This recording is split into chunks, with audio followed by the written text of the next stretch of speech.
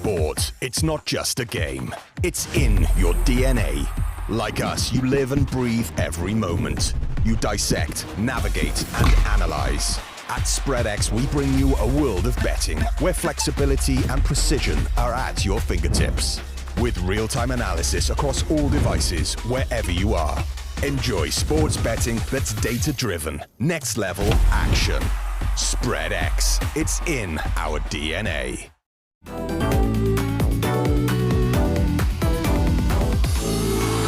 And there's an opportunity here. Oh, how cool is that?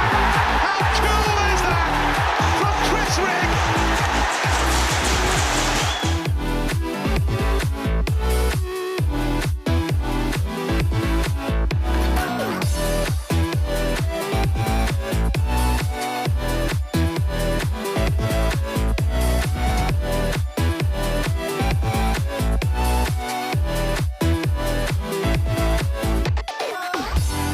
Bellingham, 25 yards, lines it up and drills it into the back of the net.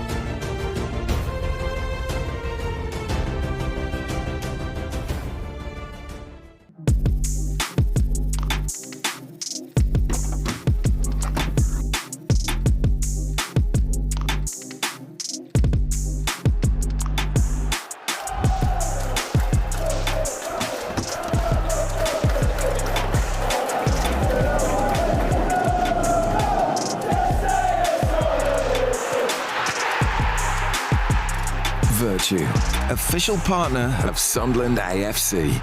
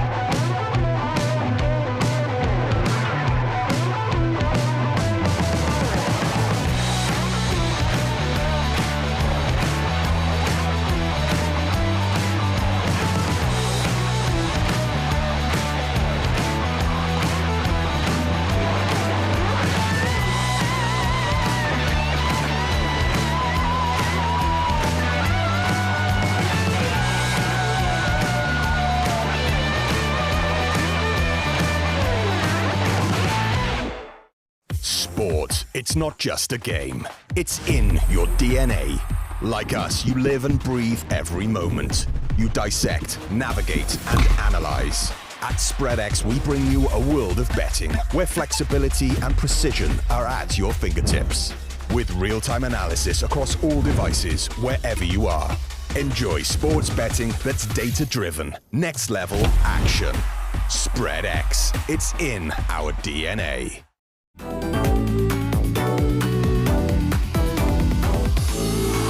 And there's an opportunity here. Oh, how cool is that?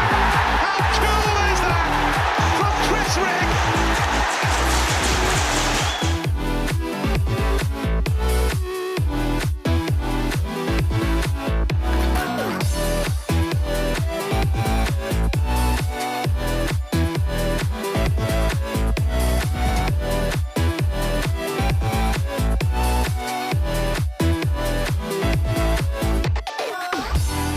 Bellingham, 25-yard lines it up and drills it into the back of the net.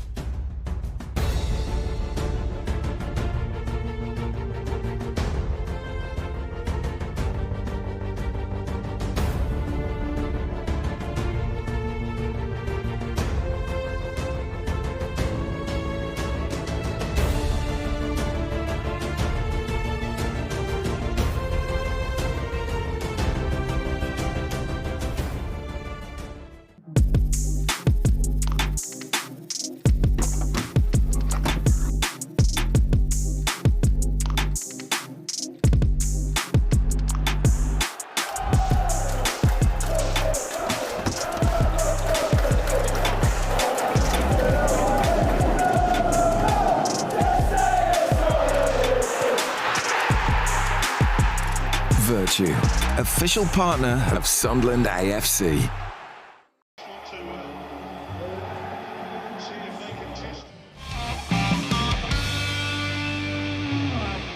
Good evening, everyone, and welcome to SAFC Live. We're broadcasting live from the Quins Sports Bar back here at the Stadium of Light. But of course, the lads are down at Elland Road this evening, 8 p.m. kickoff for that one. Alongside me, as ever, is former Sunderland player Danny Collins. Danny, how are you doing this evening? Looking forward to a big game of football, I bet.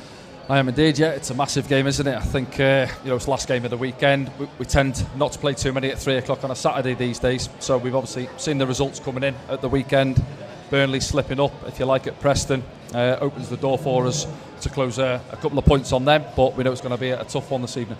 Yeah, we'll get into the teams. We'll get into Leeds United, of course. And we'll look back at the last game Sunderland were out on Wednesday evening. It was against Luton Town. We'll look back at that very soon. But let's give everyone the team news from a Sunderland perspective, if we can. And Sunderland go into this one unchanged. And I was speaking to some people in here before the game, and they were maybe expecting changes, but Regis has gone with an unchanged 11. Yeah, I think obviously he's looked at maybe the last result against Luton. Generally a comfortable win, I thought. Comfortable in terms of the scoreline. We haven't had too many recently. I think it's Oxford, wasn't it, back at was it October, where we didn't have that cushion really of seeing a game out with a couple of goal lead. And then he feels that was good enough, and to go again with those lads, I think the pluses are as well. You look at the strength on the bench we've got this evening. Romain coming back into it. Obviously, Alan Brown, 45 minutes last week for the 21s. So we've got good strength on the bench if required as well. Maybe I was thinking about it myself. Would he look to change it? Maybe looking at the pace on the counter attack with Mayenda. But I think we'll see him at some stage, obviously, throughout the evening.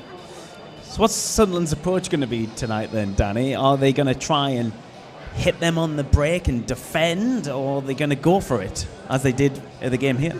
Yeah, I think you have to respect Leeds. Obviously, for me, they're the best side in the league. I mean, look at the goal difference alone is frightening. They've got goals in abundance. Sat top for home form as well. Just Burnley that have picked up 3 points there this season with the 1-0 win. I think you have to respect them. But obviously, at the same time, what are our strengths? Pace on the counter-attack.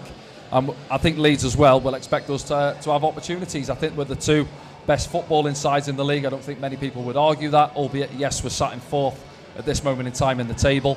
But I look at us and I think, yes, we can soak it up, but on the turnovers, we've got to move the ball quick. I think both fullbacks for them, Bogle and Firpo, like to bomb on. So get the ball out to Lefay, get it out to Patrick Roberts and drive us up the pitch, and we'll cause them problems as well.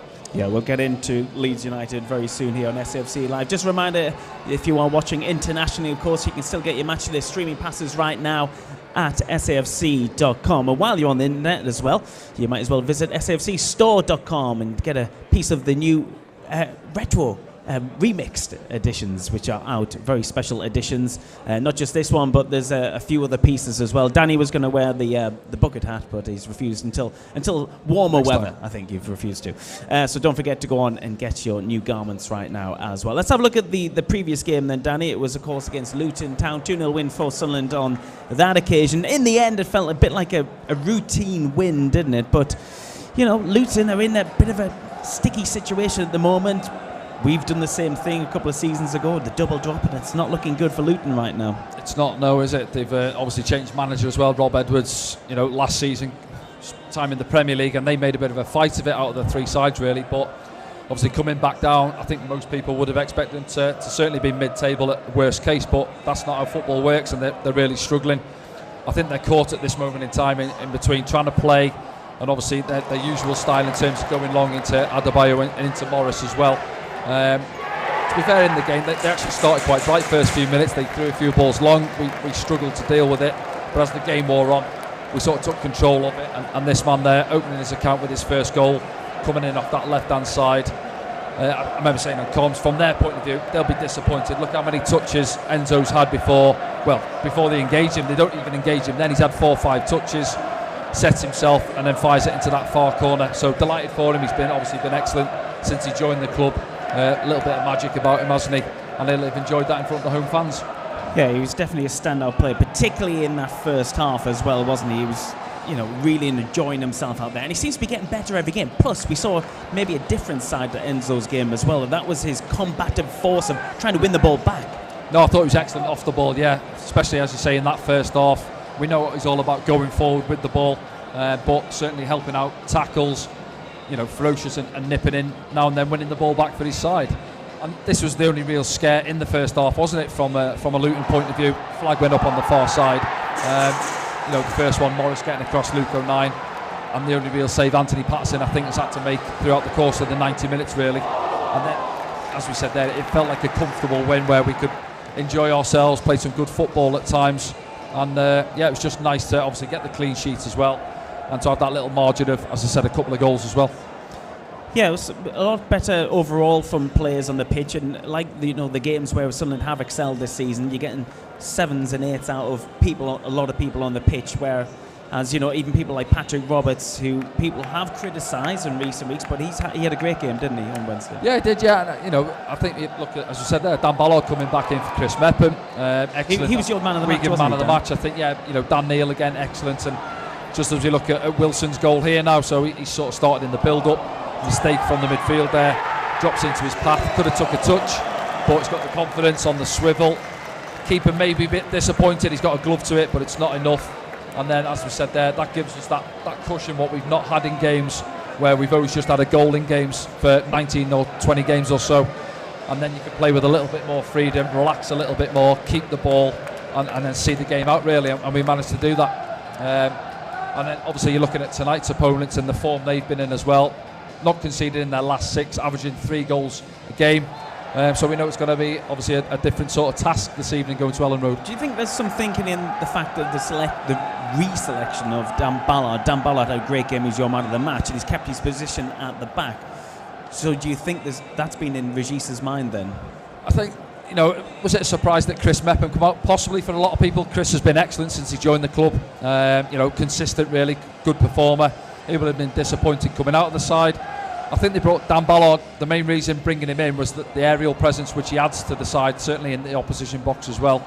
And maybe he's looked at that again this evening. For Dan to come in last week, arguably man of the match, as we said, clean sheet. I thought he was excellent. And again this evening, maybe we won't get too many opportunities in open play, so you're banking on set pieces as well. And as I said there, Dan Ballard, I think he's got 3 goals this season so far. and he's a massive threat from set pieces. And what does that say about Luke O'Nien as well, that he's kept his position as centre half? No, yeah, I mean, people look at it and you could go through any of those three for me. I think Luke's maybe positive over the other two is the way he steps out a little bit more, but naturally he's a centre midfielder, so he's used to perhaps dealing with the ball a little bit more and stepping in. Range of passing with Luke on left foot and right foot I think is excellent as well. He always has those moments in the game, obviously tackling the linesman last week, getting involved with the flag. He enjoyed that one, didn't he? But generally, there's a good player in Luke. I know he plays on that side of things a little bit, but when he's at it, when he's switched on, he's a good player. Yeah, and of course, bolstered by Jensen Seelt as well, back in the squad these days as well, which can only help the strength and depth. And we heard Regis talking during the week, and he says one of the keys to Leeds' success is their strength and depth. But tonight, if we can just throw up the Sunderland team once again, maybe Sunderland, for the first time in a long time, certainly in a couple of months, starting to look at that strength and depth on the bench with Mundle and Alan Brown, he was instrumental in the first part of the season, wasn't he? Both those players. Yeah, well, it's obviously interesting. The 21s are playing tonight, so obviously the likes of Harrison Jones and Ogunsunyi, Ben Middlemass involved as well. They've all dropped back down to get game time, and obviously that you look at that bench now, and you've got recognised first-team players to pick from as well. Obviously, Sealt's not involved. I'm not sure if he's playing for the 21s this evening. But are you surprised that Romain didn't get a run out for the 21s before this? Because Alan Brown did a 45, didn't he? Yeah, exactly that. Yeah, naturally as a player, he's been out for a while. You think, go and give him a little bit of game time just to build it. You always say, doesn't matter how much you train with the first team, getting game time is vital. Obviously, they said to him, maybe look at giving him 15, 20 minutes, see how the game pans out, of course. But he's not a bad sub to have as he coming on late on in the game. And I think, as I said earlier on, Bogle loves to bomb on for them at right back as well, so you're going to get space down the left-hand side. So obviously Lefay's starting out there, then maybe Mayenda comes on, who's obviously sharp, and then you've got Romain as well to come on, so you've got good options off the bench. Obviously Paveda coming on as well, you've got options on the right-hand side. So yeah, we've got most departments you look at there and you feel pretty comfortable with. Okay, last time out, of course, against this side, we drew 2-2 back on the 4th of October. A little bit of fortune in the way it ended, but it was a kind of deserved point, really. There were some controversial moments in the game. You could say their goal was offside. Yeah. Second one wasn't a free kick. Exactly, a lot happened after those goals, of course. Yeah, I think the first one, it is tight and perhaps he is just offside. But yeah, you look at the fortune we got. It was a strange game. I think if you go back to it, I think we scored within the first 10 minutes. We were excellent on the front foot, started really well. Got the goal, and then we just sat off Leeds. And I think Leeds, I said to Rob many a time when we've discussed the best opposition, for me, Leeds for half an hour in that first half here at the Stadium of Light were fantastic. Should have scored a couple of goals, didn't really capitalise. Then they get themselves in front at the start of the second half, and then flip roles really. They then sat off us, and we had all the ball. Looked like the game was getting away from us, 2-1 down, and obviously Alan Brown helps it in off Firpo, big deflection. Meslier makes a mess of it, and we take a point from the game. So yeah, we had a little bit of fortune, but I think over the course of the game, and when you look at their goals as well, perhaps a draw was a fair result. Let's have a look at the league table, because every Sunderland fan has been studying this one for weeks now, and Sunderland find themselves in this strange 4th position where we don't move. We don't move very often, but we could move tonight. That's the thing, We've got. No, we can't, can we? Unless we win by a few goals. No. I think, listen, getting 3 points on the board would be fantastic. I think worst case is don't get beat this evening. Take a point, as Robbo says, on the road. Try and take your point, but don't set your stall out to only try and take the point, if you know what I mean. Sit deep, it'll be a long old evening. So we've got to try and play on the front foot and trust each other with the ball as best as we can. But yeah, if we take 3 points, it puts us on 65, and we're right amongst it. We've said, I've heard a lot of people say, I still think Leeds will take one of those 2 positions. But a few weeks ago I said, forget about Leeds, but all of a sudden you look at it, if we do beat them tonight, Sheffield United are sat top. And then Leeds are thinking, hold on a sec, we thought we were trying to get away from the pack.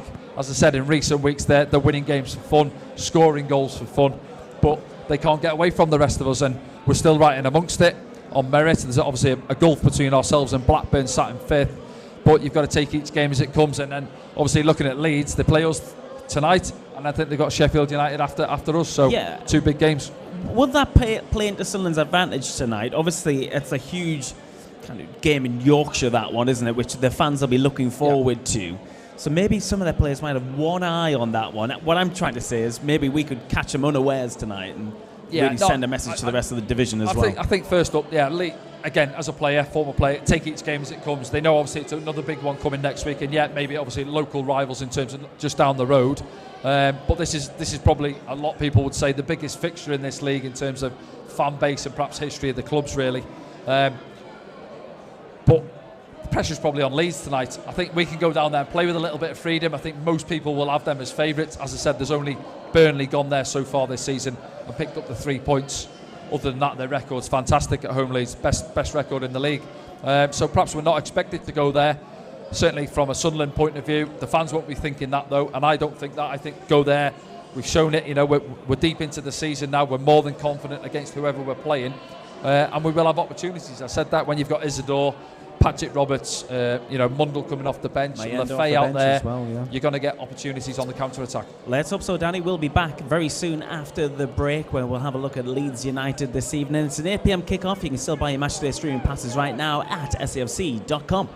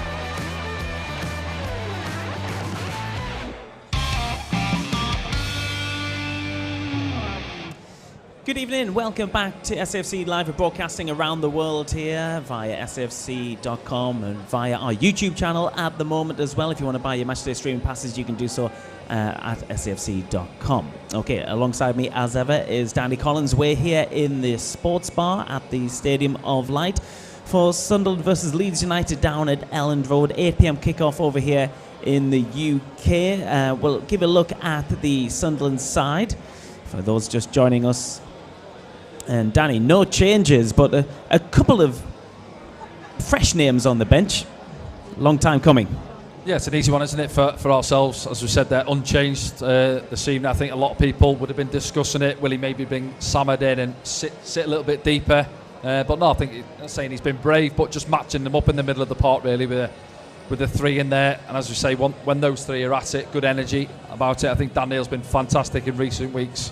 Maybe one little criticism is more goals coming from them. You know, Job and Chris Rigg have got 4 goals each so far this season. I think one of them certainly should be looking to get up around double figures throughout the course of the season. And certainly Patrick chipping in as well. When we get onto Leeds in a minute and you see the goals they've scored this season. But as I said there, you've got that little bit of magic with Lefebvre coming off that left-hand side, as we've seen against Luton in the last game, opening his account for the club.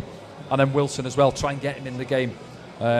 He has long periods in a game where he's not involved. As he did on Wednesday as well, yeah. Yeah, exactly that, yeah. You know, fewer touches. You look at perhaps Haaland where he doesn't have too many touches. And from Wilson's point of view, it's all about getting service into him. He's obviously capable of picking the ball up deep, as we've seen this season, and going past defenders and creating opportunities himself. But he'll want a little bit more service from the boys out wide, or from those couple of players just in behind him as well. That is your Sunderland team this evening. We're here at the Sports Bar, back here at the Stadium of Light. Of course, the lads are down at Elland Road, a place where you've obviously played football a few times, Danny, and they make that environment quite intimidating, can't they, down in Leeds? Yeah, it's a good old school ground, isn't it, really? I think just under 38,000 will be packed in there this evening. As you said, they love the football down there, so it'll be vocal. And a couple of good results there as well. So the players will be looking forward to it.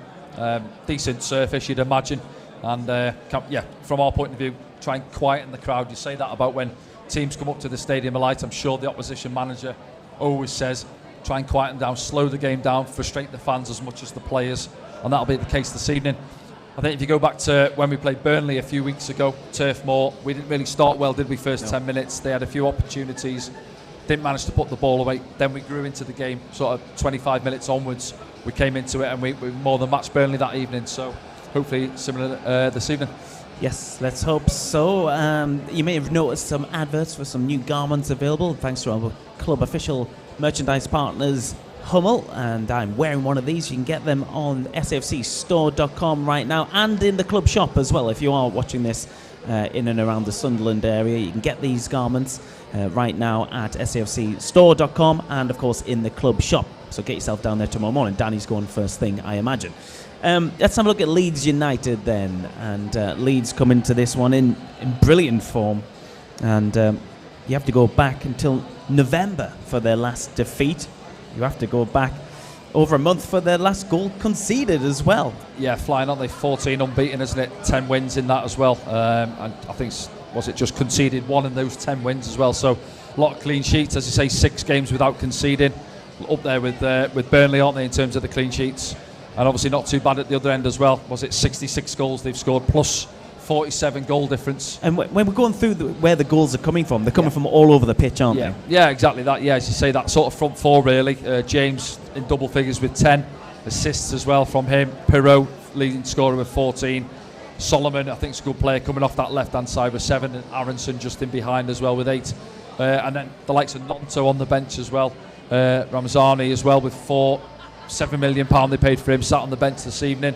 So they got strength in depth. But from our point of view, and what I'm sure Regis and the coaching staff will be saying, is obviously try and play the game and not the names on the team sheet. And yes, you've got to obviously, as I said, respect the opposition, but at the same time, you know, we matched them here a few months back in the league week with that 2-2 draw. And going down there this evening, show them the respect, but obviously at the same time as well, go into it with a bit of confidence. We're obviously on a decent run ourselves as well. Jules Pirot leads the line up top for them. He's got 14 in all competitions this season. And Dan James is having as good a season as he's had in years, isn't he? Yeah, I think game here, he had a frustrating evening, couldn't really get into the game as much as he would have liked, but they're all about, you say with Leeds, a lot of people say look at them on the turnovers, and I think they've scored the most counter-attack goals as well, but equally they're comfortable in possession. And you go back to like Joe Rodon and Ethan Ampadu, the 2 Welsh centre-backs are happy just to sit on the ball and try and entice us in. Almost wanting Sunderland to step onto them really, so they're comfortable in possession, but at the same time, you know, they're happy to soak it up and hit you on the counter attack. I was going to say, are we going to apply that? And I was speaking to some people in the ground this evening as well. They said maybe they'd like to see Eliza Mayenda's start, so because you saw that working so successfully, didn't you, in previous games for Sunderland? Yeah, I looked at it. I thought, would he bring Mayenda in? The fact that, as I say, Firpo loves to bomb on left back, and Bogle as well. You know, Bogle's got 4 goals as well. So that leaves pockets of space there, and then, you know, obviously Lefebvre can run and Patrick can carry the ball as well. But I look at, you know, Mayenda, and Isidore, when we've seen them two as a front two as well, and they frighten defenders, with the pace alone. So Rodon and Ampadu, as good as they are, won't enjoy playing up against Mayenda and Isidore when they're at it as well. So I'm sure we'll see it throughout the course of the evening. We will get opportunities, as we've said, but at the same time, you're looking at Solomon and James for them as well.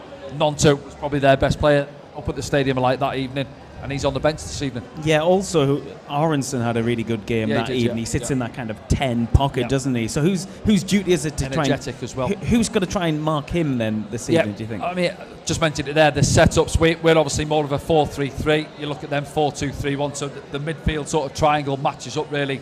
Dan Neil will be around Aronson, and then obviously Tanaka and Gruev up against Job and Chrissy Rigg sort of looking after them. So midfield battle, a lot of people say a bit of a cliche. Who wins the midfield battle? We'll have to wait and see. Obviously, we've got young, energetic legs in the middle of the park, but at the same time, you look at them on the flanks. If they're getting the ball out to Solomon and Dan James getting them up the pitch there, and then Perot, as I said, he's not a bad finisher at this level as well. Let's have a look at the Sunderland team once again. If you are just joining us around the world, we're broadcasting live from Quinn Sports Bar back at the Stadium of Light, but of course the lads are down at Elland Road this evening, and Regis Labrise has gone for an unchanged 11, but some familiar names back on the bench, which will be a real boost to the squad, Danny, as well. Yeah, coming into it, go back to Romain as your prime example, isn't he? Obviously taking over from Jack Clark this season. Stepped up, didn't he? Stepped up to the plate, as you say, and got himself a few goals, and then unfortunately picked up that injury in the same game as Alan Brown. Okay, so say a fully fit Romain Mundle is back in the squad, and this is his first game back for a few months. Yep. What do you do with Enzo Lefebvre? It's a good headache to have, isn't it, for the manager? Yeah, because someone's got to drop out. Yeah. What would you do if you were manager? You're looking at it there, and I think you try and get your sort of star players or your best players who you think can have an impact at the top end of the pitch, and then fit them into a formation. You think, obviously, he prefers this 4-3-3, really. Does he bring Enzo in off that left where Romain obviously likes to play his preferred position? But then who do you take out there? Enzo will be looking to come in for Chris Rigg or Job. He might tweak it and go to a 4-2-3-1. And then obviously on that right-hand side, you've got Patrick, you've got Mayenda who's pushing to get back in as well. So it's a good headache to have. And then obviously you've got Alexic who's looking to get game time. So listen, it's a good headache to have coming into the business end of the season for any manager, isn't it, really? So you look at managers in the Premier League, you're looking at Spurs at the minute, and obviously United, their managers complaining they're picking up injuries at this stage of the season, where for us, you're looking at that bench now, and it's coming at the right time when coming into the last sort of 10 games or so of the season, we're going to have good strength in depth. You've got to go back to 2006 for Sunderland's last win down at Elland Road. It was Liam Miller, Graham Cavanagh's sleeves, Stephen Elliott scoring that, and you were in the squad that night as well. That's a long time ago. That was under Roy, of course. Yeah. Similar kind of circumstances, momentum, Sunderland pushing, not quite there yet as well at that point of the season as well. So, yeah, do you see similarities between your promotion side, the last successful side to be promoted from the Championship for Sunderland, and this side?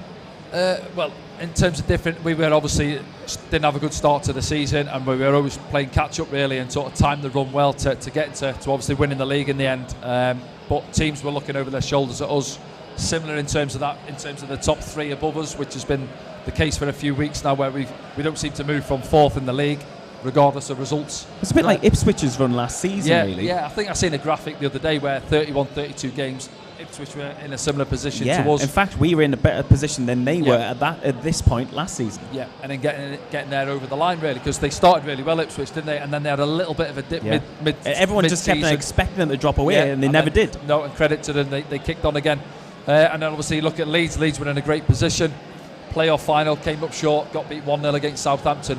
And then obviously Daniel Farke gets another crack at it.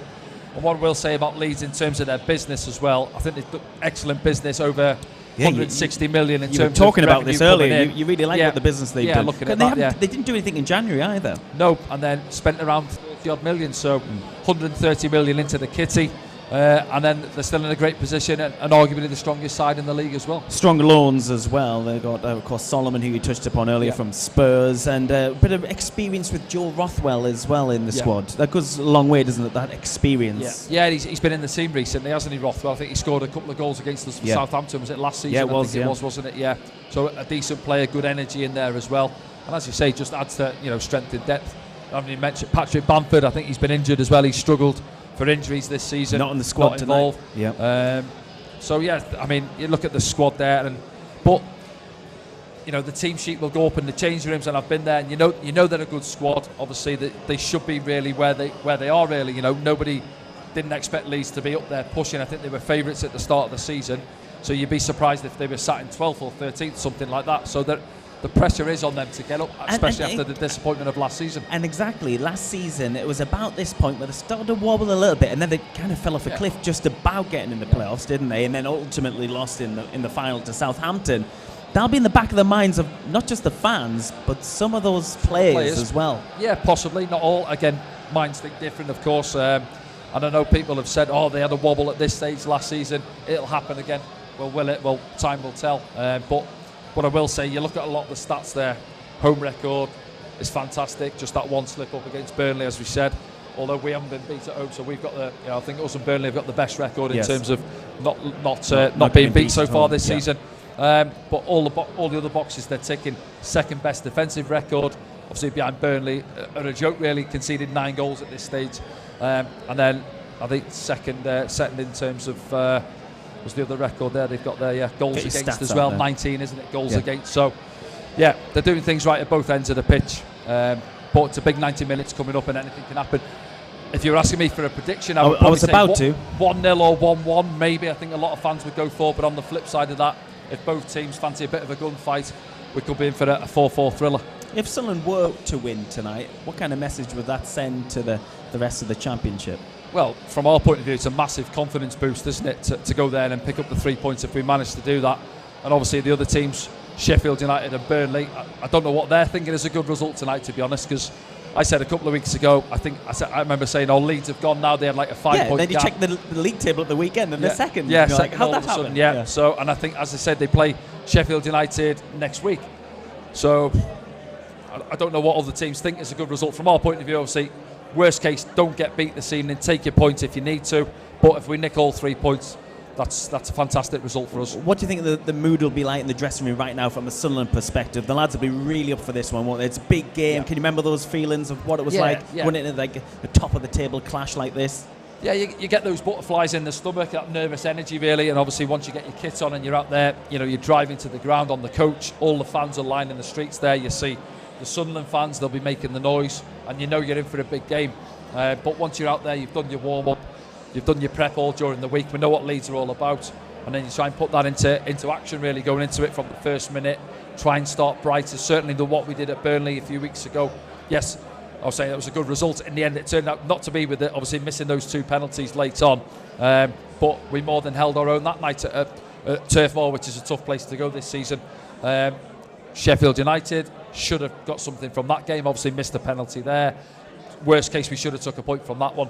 So we've held our own against the sides in and around us, away from home this season. And we hope that's the case again this evening. We certainly do. Okay, myself and Danny are going to disappear to our commentary positions now. It's your last chance. If you want to buy your matchday streaming passes around the world, you can do so at safc.com. It's goodbye to everyone watching on YouTube. We'll see you soon for the game.